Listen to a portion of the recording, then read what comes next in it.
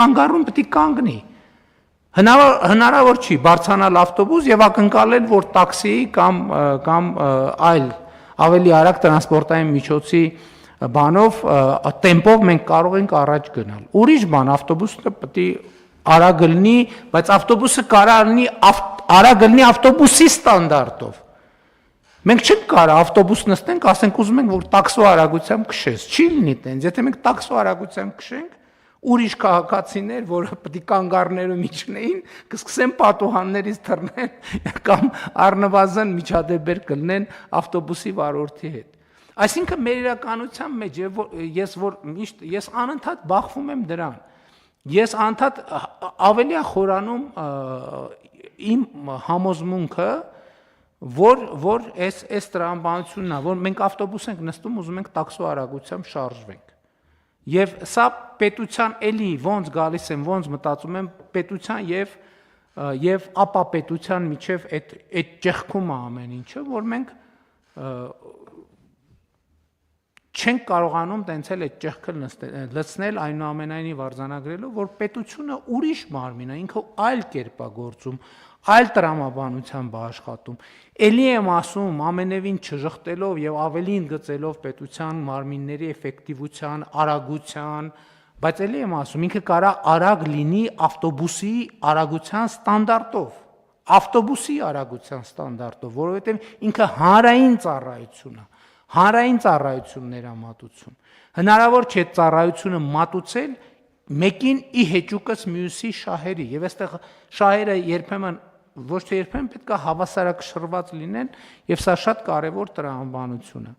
Բայց վերադառնալով էլի մեր իրականության մեջ այսպիսի բան կա, մի անգամ ես դա հրապարակային նույնիսկ ասացի, բերել օրինակներ, ասենք նույնիսկ մեր բանում, մեր քննարկումների ժամանակ հնչում է սենց, Էստոնիայում սենց է, Էստոնիայում նենց է, եւ էլ չեմ ասում, առիթ ունեցել եմ ասելու, դե Հայաստանում մենք բոլորս, մեր 95%-ը Իսրայելի հարցով փորձագետ է, Իսրայելի ու Սինգապուրի։ Ինչ խոսում ես, մեկ է հազարավոր մեկնաբանություններ, Սինգապուրում սենց է, Իսրայելում նենց է, բանում ժողովուրդ մենք կներեք այս խոսույթներն էլ նշանակում են էլի մեր բանը, մեր վերաբերմունքի անլրջությունը, որովհետև հատկապես պաշտոնական քննարկումների ժամանակ, եթե որևէ մեկը որևէ երկրի, որևէ օրինակի անուն տալիս է, ինքը պետք է գոնե նվազագույն փորձագիտական գիտելիքներ ունենա, թե ինչի մասին է խոսում։ Մեր իրականության մեծագույն խնդիրներ, եւ ել եմ ասում, ընդ որ ես խոսում եմ մեր իրականության խնդիրների մասին, ստեղ ամենամեծ գայթակղությունն է նա, որ տպավորություն ստեղծվի, թե ես խոսում եմ ուրիշների մասին։ Ոչ, ես խոսում եմ առաջին հերթին իմ մասին, որովհետև ես այս հանրության մի մասն եմ եւ մենք բոլորս մեր հանրության մի մասն ենք։ Բայց մենք պետք է ինքնահայեցում անենք, ասենք չի կարելի սենց, էլի մեկ էլ բանի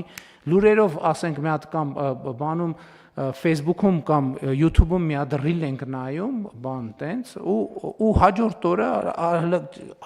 չենք համբերում, որ օրը լուսանա եւ երբ ենք միկրոֆոն գտնելու, ասել, որ բա գիտեք, բանում Դանիայում սենց է։ Չի կարելի տենց անել։ Չի կարելի տենց անել։ Որտեւ հիմա ասենք ես այնքան Հայաստանում Էստոնիայի մասին այնքան բան եմ լսել, Էստոնիայի թվայնացման, Էստոնիայում հանրային կառավարման եւ այլն, ինչ գնացել եմ այնտեղ տեսել, 90%-ը կապ չունի այն ինչի օրինակը բերում են։ Էստոնիայում թվայնացում սենց է, ասում եմ, Էստոնիայում 2002 թվականից բանը ID քարտը պարտադիր է։ Եվ ես հարց եմ տվել, ասել եմ լավ, ո՞րն է գաղտնիքը, ժողովուրդ ջան, ասեք, ո՞րն է գաղտնիքը, որ դուք առաջատար երկիրն եք թվայնացման բնագավառում։ Եվ հնչել եմ հստակ ես, ինձ թվում էր, թե հեսա կասեն կմեջբերեն էստոնացի ժողովրդի առանձնահատկություններ, որը իհարկե կա, չի կարող, ամեն երկիր ունի իր, բայց ստացել եմ շատ պարզ պատասխան։ Մենք 2002 թվից ID քարտը դարձրել ենք պարտադիր, բոլորի համար, այո, բոլորի համար, բայց բոլորի համար, այո, բոլորի համար, բայց իսկականից բոլորի համար, Այո, իսկականից բոլոր նշանակում է բոլոր, այսինքն հիմա պատուհանից ում որ ցույց տանք իրանց համար էլ է պարտադիր։ Այո, բոլոր նշանակում է բոլոր։ Մեր մոտ բոլորը գիտեք ինչ նշանակում։ Եկեք գնանք ցանկացած որոշում նայենք, ցանկացած օրենք նայենք։ Բոլոր նշանակում է բացի սրանից։ Պարտադիր է բոլորի համար։ Պարտադիր է բոլորի համար, բայց բացի ունենք եւս 47 կատեգորիա, որը բոլորի մեջ չի մտնում։ Ինչու ու բոլորը լեգիտիմ։ Բոլորը լեգիտիմ, նայես, հա ոնց կարելի է, դե ամոթ չի, բայց օրենքը ամոթ չի էս մարդկանց վրա տարածես։ Բայց բոլորի համար, բայց օրենքի գերակայությունը, օրենքի իշխանությունը, թափանցիկությունը բոլորի համար, բոլորը պետքա լինեն թափանցիկ, բոլորը պետքա լինեն թափանցիկ, իհարկե բոլորը պետքա լինեն, բայց 87 կատեգորիա կա, որ եկեք պետք չի իրանք լինեն թափանցիկ, որտեվ իրանք մեկա ցույց տալու բան չունեն, եթե մեկը ցույց տալու բան չունի, ինչի լինի թափանցիկ։ Հին պարզվում է, որ տենց գնում ենք, պարզվում է Հայաստանում 4-5 հոգի կա, որ բան ունի ցույց տալու, մնացած բոլորը դե խի պետք է բան ցույց տան, լավ 14, լավ 100, ասենք այս սենյակում նստածները եւ 1-2 ուրիշ սենյակում վերջ, պարտադիր, բայց պարտադիր է բոլորի համար։ Բայց ընդ մի հատ անցումային դրույթ կա, որ դե 1200 տող կատեգորիայի համար դա չի վերաբերվում նրանց ամեն ինչը։ Սենց պետություն չենք դառնա սենց մենք։ Չենք դառնա ու դրա համար էլ չենք դառնում։ Ամեն ինչը։ Մեր մոտ ամեն ինչը պարտադիր, ընդ որում ամեն ինչի մեջ կա։ Քրեական օրենսգրքում գրած է, չի մեկական կատեգորիաներ, որ դա իրանց չի վերաբերվում։ Քրեական դատավարության օրենսգրքում, քաղաքացիական երթևեկության կանոնների մեջ երթևեկության կանոնը վերաբերվում է նրան, ով կռուտոյ չի։ Էդ էլ նայած, մարդ կա, որ արագության խախտման կռուտոյ է, բայց լուսացույցի տակ կանգնելու դեպքում կռուտոյ չի։ Եվ այդպես շարունակ։ Դրա համար է օրենքի նկատմամբ մեր երկրում էսա վերաբերմունքը, որովհետև դե թե օրենք ստիպված ես, ուրեմն ինչքան էլի, ինչքան այս կյանքում չունես բան արած, վաստակած, որ ստիպված ես օրենքով ապրել էլի։ Ոնց այս կյանքում բայց դպրոց, մանկապարտեզ, բու, աշխատավարձ, վերջը քուչա կա, վերջը բան կա, ծնունդ կա, այդքան չունես քո կյանքում արած, որ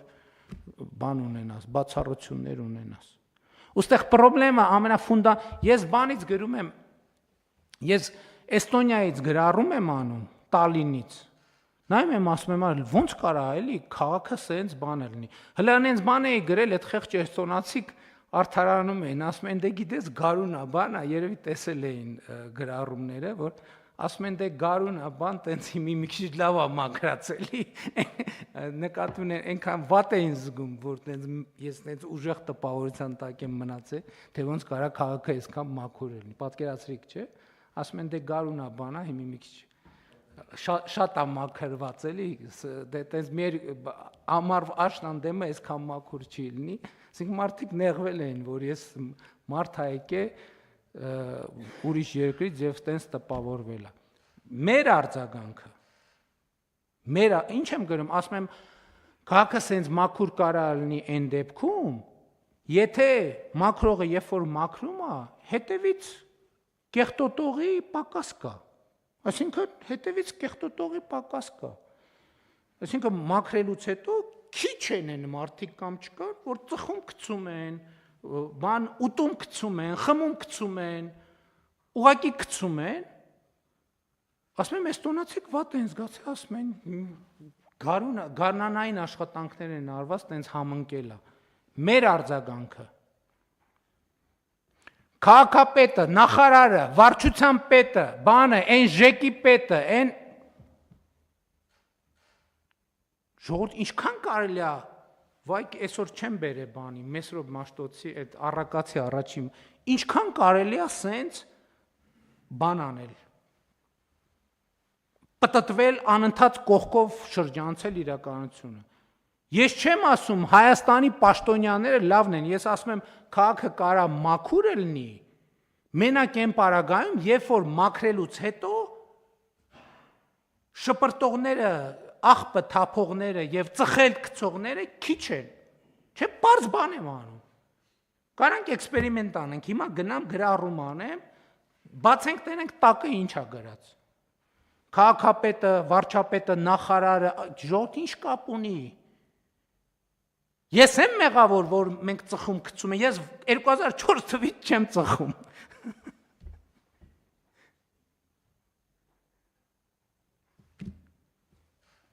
Կներեք, սենց էլի կես ժամանոց սեղում արի, բայց դե այն, որ ասում են, այսքանից հետո համեցեք վարան։